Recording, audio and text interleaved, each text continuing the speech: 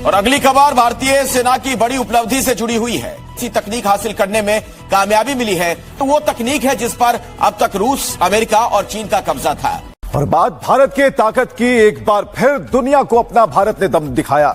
उड़ीसा के तट से आज देश ने वो कर दिखाया जो चुनिंदा ताकतवर देशों के पास ही मुमकिन है। डीआरडीओ ने बड़ी कामयाबी हासिल की है। भारत का हाल देखिए, मोदी सरकार का जंगी जुनून देखिए। मोदी हुकूमत जंगी साजो सामान को तरजीह दे रही है। इंडिया जो है बड़ा जबरदस्त उनका सिस्टम है, ये टेक्नोलॉजी बड़ी जबरदस्त है।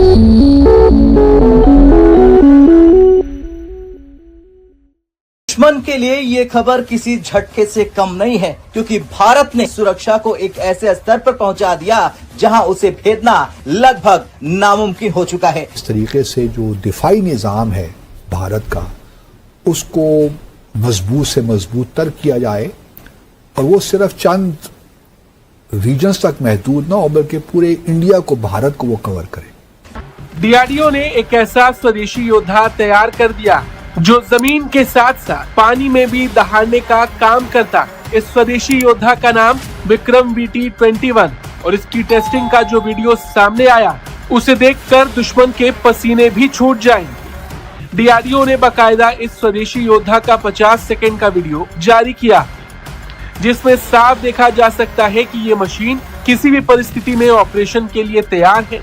ऊबड़ खाबड़ रास्ते हो, पत्थरों से भरे ट्रैक हो या फिर पानी, विक्रम VT-21 बिना रुके आगे बढ़ता है। इसकी रफ्तार, बैलेंस और ताकत हर फ्रेम में साफ नजर आती है।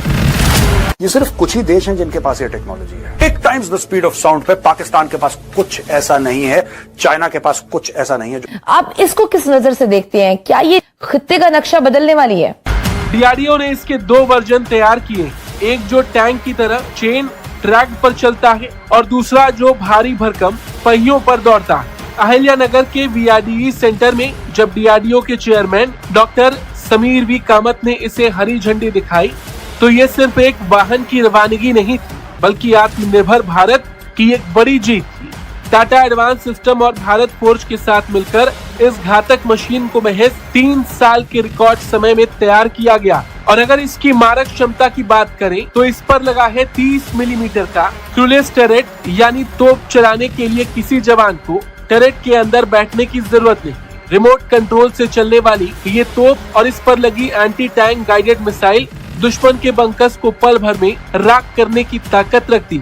और सबसे बड़ी बात ये कि गुनेवाड़ी में हुए फ्लोटेशन ट्रायल में इस वाहन ने ये भी साबित किया कि ये एम्फीबियस है, यानी युद्ध के मैदान में अगर सामने नदी या नाला आ जाए तो ये रुकेगा नहीं, बल्कि लहरों को चीरते हुए पार कर जाएगा। और जैसा कि हमने बताया, ये जमीन के साथ साथ पानी में भी दहाड़ कर चलती है।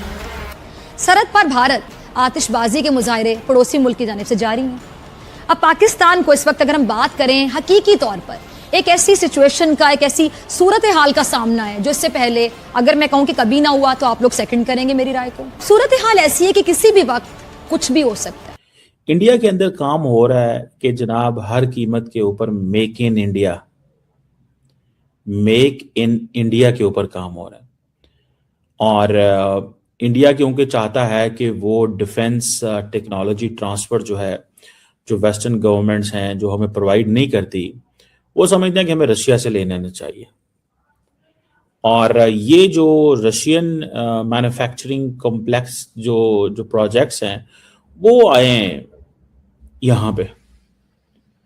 इंडिया ने अपनी फार्मा कंपनीज को भी वहाँ भेजेगा, ड्रग्स के हवाले से भी बहुत सारी, जो वैक्सीन्स के हवाले से भी बहुत सारी चीज़ें जो हैं, that is something very important. Urea production and all this. लेकिन मेरा सवाल आज का ये नहीं है, this is not what I want. India चाहता है कि वो टेक्नोलॉजी ट्रांसफर और अपनी इंडिजिनस कैपेबिलिटी बनाए, और ये जो नई टेक्नोलॉजी ट्रांसफर है इंडिया की तरफ की जाए, जिसमें वो समझते हैं कि इंडिया की अगर प्रिसीजन मैन्युफैक्चरिंग जो है उसके हवाले से हो, या इंफ्रास्ट्रक्चर के या जॉइंट डिज़ाइन प्रोसेसेस के हवाले से हो। और ये एक स्ट्रेटेजिक विन है इंडिया के लिए, बिकॉज इंडिया को प्रॉब्लम ये आ रही है कि उसको they are not paying attention to this. वो इंडिया की डिफेंस इंडस्ट्री के हवाले से अटेंशन वो नहीं दे रहे। मुझे ये चीज़ जो है वो नज़र आती है। एक तरफ तो जिसे वो कहते हैं ना, जो रशिया है वो अपना जियोपॉलिटिकल इन्फ्लुएंस हासिल कर सकेगा, इंडिया की डिफेंस एक्सपोर्ट कैपेबिलिटी देखिए वो बढ़ेगी। इंडिया को जो सबसे बड़ा मसला है ना वो ये है कि मैं अपनी डिफेंस एक्सपोर्ट कैसे बढ़ानी है। इंडिया बिलीव्स कि if I have this defence export, अगर मैं क्रेडिबिलिटी बढ़ाता हूँ, have to do a lot. लेकिन इंडियंस क्या करते हैं, उनका ज्यादा फोकस है डिफेंस एक्सपोर्ट में। उन मुल्कों में जो छोटे छोटे मुल्क हैं, इनको इसको ये बेचते, उसको ये बेचते, वो अपने आप को उस लाइन में लेके आना चाहते हैं। दो चीजें हैं, एक तो ये है कि इंडिया कहता है कि जी Aahista Aahista step by step her direction में हमें जाना चाहिए, ठीक है नहीं। सो ये जो रशिया इंडिया पार्टनरशिप है, ये ग्लोबल डिफेंस सप्लायर पार्टनरशिप है। They want to come in that way. Indians कारोबारी लोग हैं वहां पे, तो वो कारोबार ही करना चाहते हैं। उनके दिमाग में बिजनेस ही आता है, उनके दिमाग में और कुछ नहीं आता।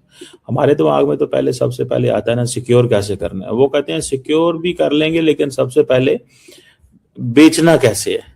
ये थोड़ी सी इंटरेस्टिंग एंड डिफरेंट चीज है ऑन देयर पार्ट।